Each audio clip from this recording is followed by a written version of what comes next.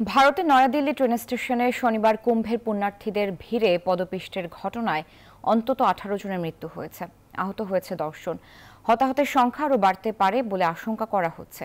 এই ঘটনার উচ্চ পর্যায়ের তদন্তের নির্দেশ দিয়েছে দেশটির রেল মন্ত্রণালয়।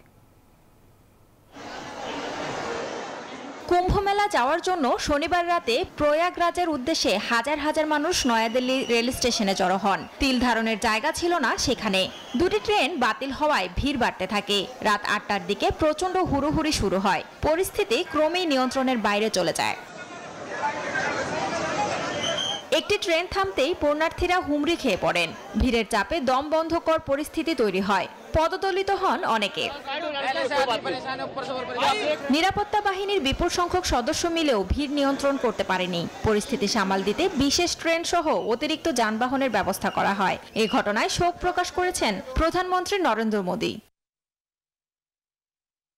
ঘটনাটির তদন্তের নির্দেশ দিয়েছেন ভারতের রেলওয়ে বিভাগ। মৃতদের পরিবারকে 10 লাখ রুপি, গুরুতর আহতদের 2,50,000 রুপি ও সামান্য আহতদের 1 লাখ রুপি আর্থিক সহায়তা দেওয়ার ঘোষণা দেওয়া হয়েছে। নির্দেশ দেওয়া হয়েছে উচ্চ পর্যায়ের তদন্তের। Desk report, news 24।